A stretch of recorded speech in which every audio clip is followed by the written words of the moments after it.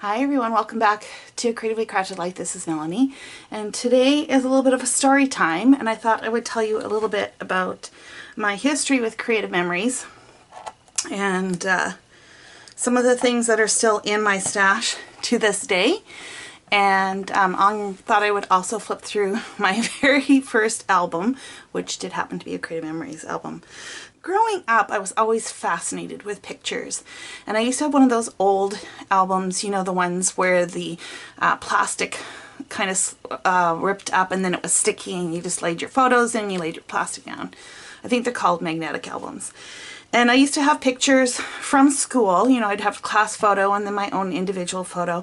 And I remember, you know, very deliberately writing the names of my classmates and organizing that. And then as I got older, we would swap photos and I would place those in there and I would make notes and look at it all the time. I was very fascinated with having these pictures in albums, and I loved looking at photos that my parents had taken of us, that kind of thing. When I was in high school was when I got my first camera, and it was, of course, it was film because I am that old, and I had no money.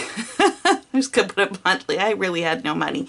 And so I would make little albums out of like these plastic covers and just printer paper, and I would attach my photos in there. Any memorabilia I would have, I would attach those as well. And mostly I would just write, you know, a little bit of journaling and do some doodling and that kind of thing. During my second year of college, so it was the end of my second year in the summer, I was invited to a Creative Memories party. This was in 1992. Yes, you can do the math and you figure out how old I am. So it was 1992, and I went to this party and I fell in love. I was like, yes, this is what I want to do. But again, I had no money. And so I remember buying a pack of, I think it was 24, it might have been 36, of cardstock, solid cardstock. Pattern paper was not really a thing at that point. It was mostly cardstock and Mrs. Grossman stickers. And so I bought a pack of this multicolored pack of cardstock. It was 8.5 by 11. And I remember also buying a pack of their stencils, and they had circles and ovals and stars, and I think there were some other odd shapes like hearts and like maybe even a balloon shape. I can't remember exactly. I no longer have those stencils. I did give them up, although I wish I did have them now because stencils came back. But I gave them up at some point. So those were probably my first two purchases, as well as some inserts. I couldn't afford the cover at the time, and so I thought, well, I'll just buy the paper, like the cardstock pages or the pages that go in the albums, and I'll save up to buy the cover. I really loved the paper trimmer, but I couldn't afford that either. I think it was probably about $25, I want to say. And I actually went and purchased this one instead. And yes, I still use it to this day. It's still sharp, it still cuts really great. So I guess this was a good deal. I think this one was $6.99 if I remember correctly, so it was significantly cheaper. I wanted the blue one. I wanted the blue one. It was pretty. But this is what I ended up buying. I did also invest in the corner rounder. So this is, I believe, might be the original corner rounder from Creative Memories. Those of you that have been around as long as me, is that the case? This still works. It still punches fantastic. It does corners no problem, and I do still use it. It actually sits right next to me on my right hand side. Really great basic tool that can switch things up a little bit for you. So they do have a corner rounder now on the website.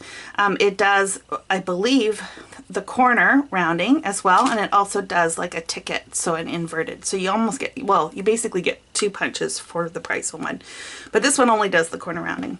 I also saved to buy a couple of their punches. Now, at that time, their punches looked like this, and I purchased the square one and the circle one. I no longer have the circle one because I replaced it with the whale tail punches when I became a Stampin' Up! Demonstrator. I kept the square ones because I never bought the Stampin' Up! Ones because I thought it's a square. very easy to trim out with a paper trimmer. I'm not sure why I felt the need to buy this back then, but I wanted it and I bought it and I still have it. And it still punches great as well, but it's not as ergonomic as the current punches. So for instance, it punches just fine. Here's the smaller one. As you can see, nice clean edges, and this is probably 1993, I'm thinking I purchased this, 1993, 1994, somewhere in there. So I do still have that, and I do still use it occasionally, because even though you can use a paper trimmer, it is nice to have a consistent shape. I'm not always the most precise when I trim with a paper trimmer, and so that's where punch comes in handy. The next major purchase that I did was their cutting system, and this I believe is still the same cutting system today. Now you'll notice that I have some different shapes here that I don't think are currently available anymore. These pink ones I believe were hostess benefits, so you could get these as you had parties and stuff like that. The ovals and circles I use all the time, especially the circles. This has been by far my most preferred circle cutting system. I've tried some of the others with the wheels and that kind of thing. By far my most favorite.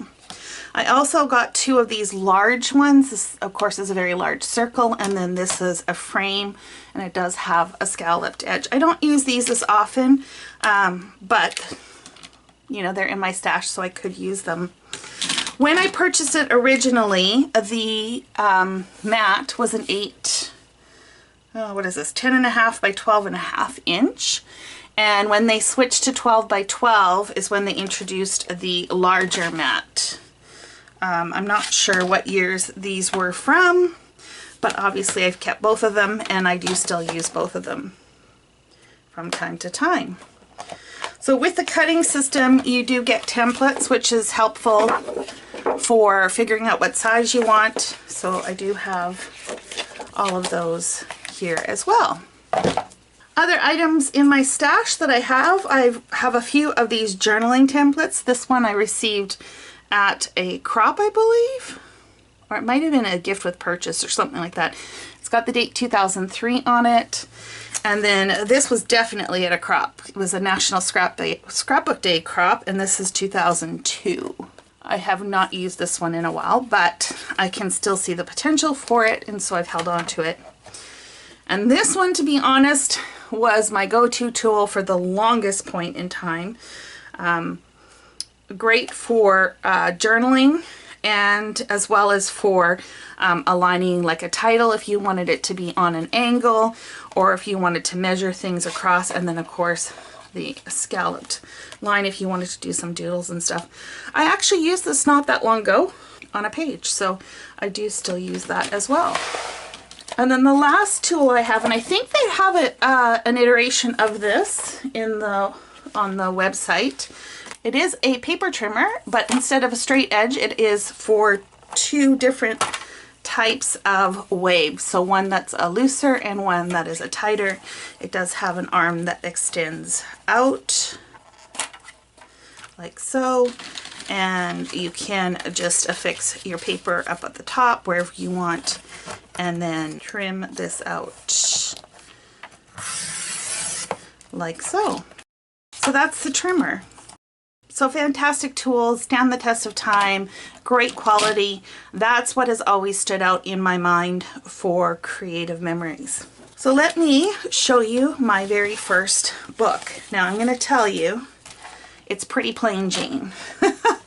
So let me put this away and I will come back and show you the album. Actually, before I show you the album, I just remembered that I also still have some of their Creative Memories pins. I have these metallic ones, and I do have some more felt tipped ones elsewhere. I just forgot to pull them. Now you can tell this is the old logo. These are old, you guys, like very old, and they are gel pins, but look at. Now if they could come up with a white pen that writes, like that after probably 20 years, I'd be thrilled. So I don't know if they sell these anymore, but these were a great tool. I use pens a lot for my album, as you're going to see. Basically, I was a poor student and I was very chintzy when it came to that cardstock. Again, when you don't have a lot of money, you make do with what you have. So I invested a lot in pens and stencils and stuff to kind of make it work. I'm also going to tell you my basic premise with this. At this time, I was not taking a ton of photos. I would have been, I think, about 20. No, 19. I was 19, and ironically, and I didn't know about this whole library of memories kind of thing, but that's kind of how I wanted to split this book up. I wanted to have family as the first section, and then I wanted to have my friends, and then I wanted to have all the events. So not exactly library memories, but you get the idea, right? It wasn't intended to be a chronological album. I just could only afford one album, and I had to fit all these different things in there. So that's how this was, and because of the way it worked, where your pages were the foundation, it was hard to insert extra pages. I left some blanks with the intention to go back and add in. And I'm going to admit that I never went back and added them in. And I don't know if I would do it now because it just feels a little bit strange. So I might do some tweaking to this book and maybe pull out some of these first pages and kind of just document them in a different way now. So you'll see title done with a letter with a pen. And my thought initially, I had one of these photo sleeves, which are still around, was that I would insert a new photo as they came about, and then this one would make its way into the album. So here was one family photo, and then I would have added that one and go on and on.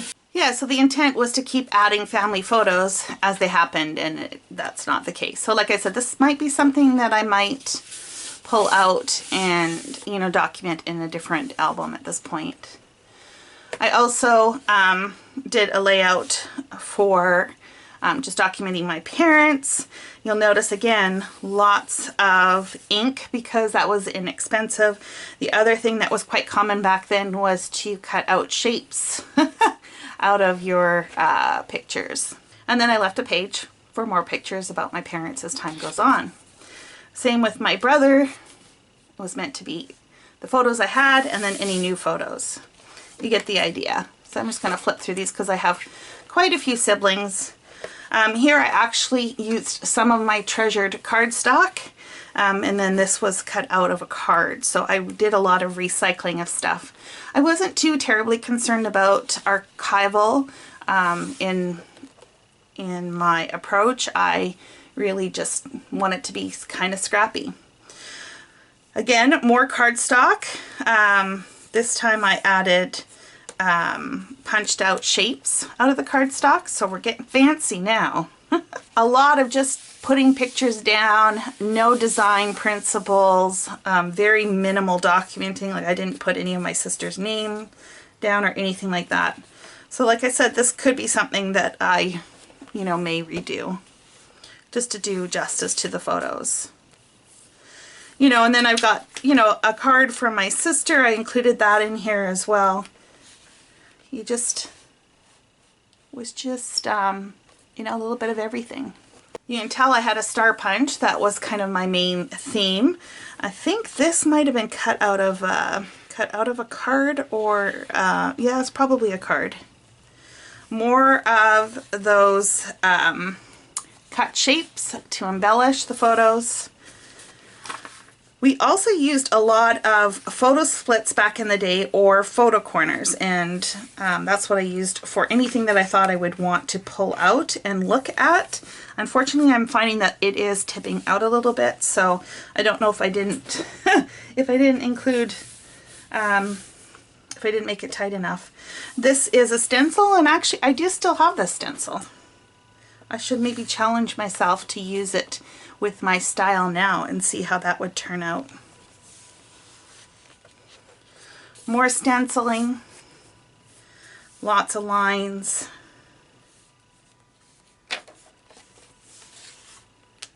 very basic scrapbooking.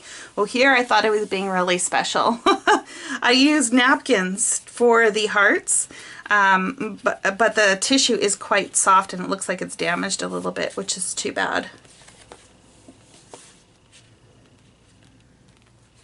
Just little bits from party favors and stuff like that included in here.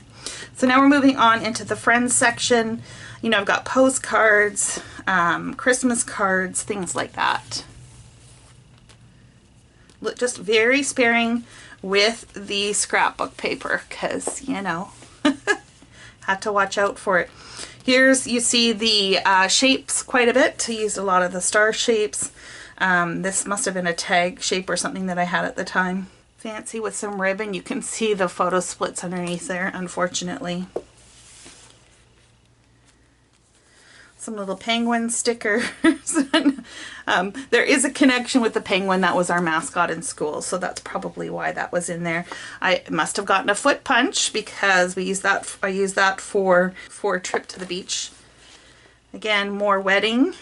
Just using stuff that I got from the wedding itself to support the pictures. I did like to include everything in here. So for instance, this was, you know, some instructions of an activity we were doing. So I did include that in here. That was what was nice about using these Creative Memories, is they didn't have page protectors unless you wanted to buy the sleeves. Again, no way I was buying the sleeves. It was way too much money at that time. I added pockets to include things as well. And it just made it a little more interactive, which was kind of fun. As you can see, I jammed tons of photos on here. It wasn't so much about design as it was about getting things documented. This needs to go over here. You can see my style starting to change a little bit. We got some stickers now for the first time. Wedding stickers.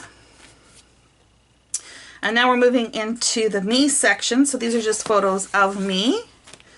And from birthdays, I even put a rose that I had dried in there. These splits have lost their stickiness, but I had put some different money in here that I had come across. Both of these you can't get any longer in Canada. They are both retired. And then I have some documentations about a camp that I worked at. All of these have fallen out and I don't know. I know where some of the pieces are, but I don't know where all of them are, which is kind of sad. And that was using photo splits. Now, these, I did cut them in half, which may be why they weren't there, why they fell out. I've got swimming stuff. So again, it's not so much like a sequential chronological album. It's a little bit of everything all hodgepodged in here. I'd make my own embellishments. This was a key from a hotel. I just trimmed it out on some paper. And I've got receipts. Again, more napkins.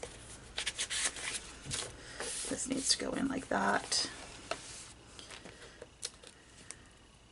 Definitely needs a little bit of maintenance. I might have to do that. Go back and attach some of these things back down a little bit better. Added brochures.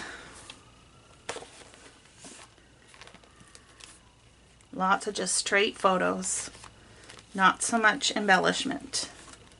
And maybe that's why I kind of still struggle with embellishment to this day a little bit. Was not my natural go-to. And that was the end of my first album. So the quality of the album is fantastic. You can see it's held up very well over the course of time. The adhesive maybe not so much, but the album is fine. I created my own labels just using some office tags and a binder clip and attached that on the end. Fast forward a few years and the scrapbooking community or scrapbooking world changed significantly. And at that time, I felt that I was going in a more creative route than necessarily how Creative Memories was approaching, and that it was just a little too restrictive to my in my mind. And so I started branching out into other areas. Of course, remember, I'm living in Canada, so we had fewer options than you did here in the States. But as more and more options came in, I started branching out, changing things, and going in different directions, and of course learning and developing my skills along the way. And actually, Creative Memories kind of disappeared for a while. You didn't hear too much about them. I don't even know if they officially did close down, but then there was a resurgence a few years back, and when I heard about it, I was like, curious to see what it is that they have to offer. And I didn't think too much of it at the time. You know, I took a look at it and I was like, yeah, okay. I'm not really prepared to get back into this style of album. Well, I love that they lie flat. I mean, this is fantastic. This beats a binder any day. The flatness and how close they align. I don't like being bound to a set order. I like being able to work at any point and then just inserting the pages. So when I heard that they had pocket pages, like a big 12 by 12 pocket, that really piqued my interest. And then I had heard a lot of good things about their paper trimmer and their punches. And so I thought, you know what?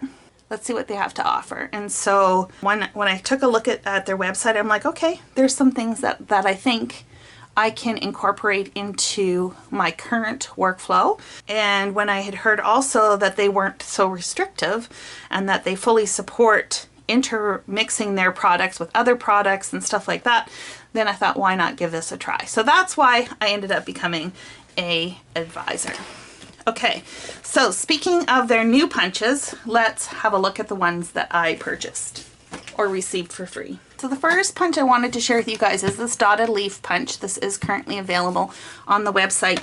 The instructions are actually on the side of the punch, which is very helpful. You don't have to keep them logged away somewhere else. So the first thing you need is a 6x6 piece of cardstock. So I'm just going to trim this piece down.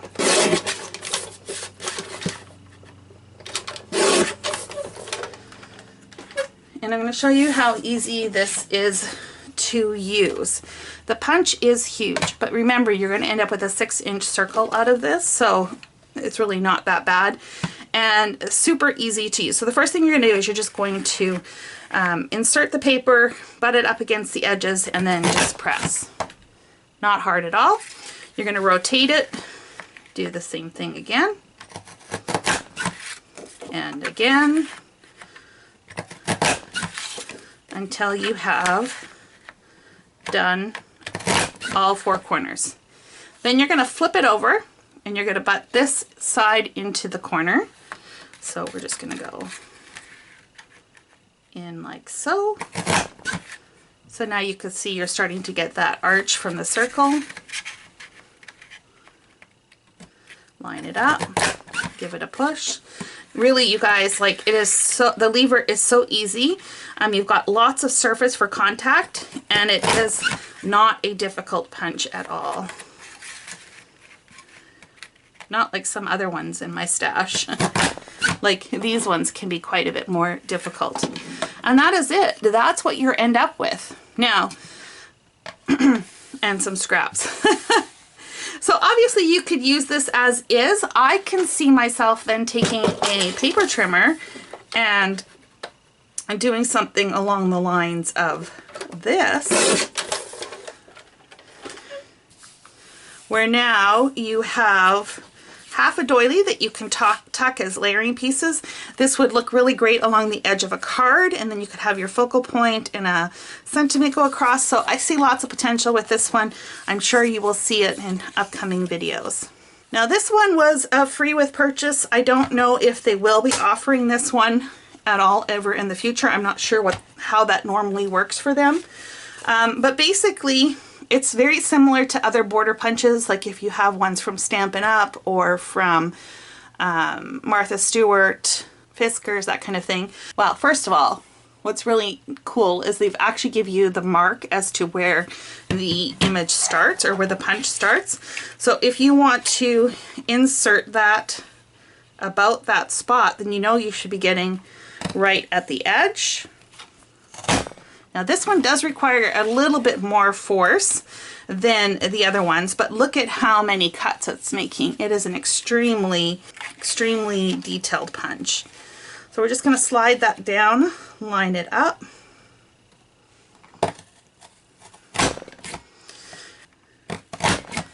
And that is that border. Very cool, huh? I'm wondering if, you could weave ribbon through here. That might look kind of fun. It would look cool as a border underneath a photo, along the edge of a card. Lots of options for this one. I was playing around with a piece earlier where I bent the fringe over, and you could make like three-dimensional kind of things, so like napkin rings maybe. If you're doing a party or something like that, you could create some kind of temporary napkin rings. Might be kind of fun. Or a cupcake liner or something like that. Okay, and then the third punch that I received was in that mystery box that I showed you in the my last Creative Memories video. And this was part of the virtual crop that they offer. I think they offer virtual crop every second Friday in the month. But this was one where they offered a mystery package, and this was one of the items in there. Now I am going to, I don't know if you'll be able to tell on here. Actually, you can't. So on one of these, when I initially punched them, it looked like it had like some grease or something like that on it. And I would say, just as a precaution, whenever you get a brand new punch, and this is not just for Creative Memories, but for anyone, to get some scrap cardstock and just run it through the punch a few times, just to make sure, first of all, that it's well lubricated, and that any lubrication points or whatever there is off and not gonna come onto your paper. Although in this case, it just got absorbed and you can't even see it. So I thought this was a really cute flower, or a doily, or whatever you want to call it. So there's a few things that right off the bat that I can think of. One is that you could snip this into sections like so. So I'm just cutting the internal piece. And if you put it on a glue dot or something like that, or not a glue dot, a piece of foam tape, that might look kind of fun. You can then put a brad through the middle. So this is what I'm thinking. Something like that. I think that would make a really cute little flower. Plus you have this piece as well, and you could trim out shapes from this. You could make leaf shapes if you trim this out in green, just by following the little teardrop on here. You get kind of a leaf shape. Anyways, I thought that was kind of cool. Again, another punch for my new collection, I guess. My new Creative Memory punch collection. Just so you know, they do have a current promotion on. It's buy 3 custom foiled spine, get your 4th spine free. So this is if you want to have the album spine labeled, you can take them up on that. They also have something called 2 ramped up cardstock buffets. So buy 6 plus limited edition solid cardstock packs or 6 combo packs, and you can earn exclusive cardstock packs free plus bonus free gifts. So if cardstock is your jam and you need to stock up on that, by all means, please check this out. Okay, so I will leave you the details there. Of course, if you do not have a Creative Memories advisor, I would greatly appreciate if you chose me to act in that capacity. If you do have a Creative Memories advisor, of course, please don't feel obligated to switch. And I think that's it for my trip down memory lane. If you have a history with Creative Memories, leave a comment below. What was your first exposure to Creative Memories, and what were your initial thoughts? Did you know that so many years later you would be still involved in this hobby? Okay, thanks to everybody, and until next time, happy crafting.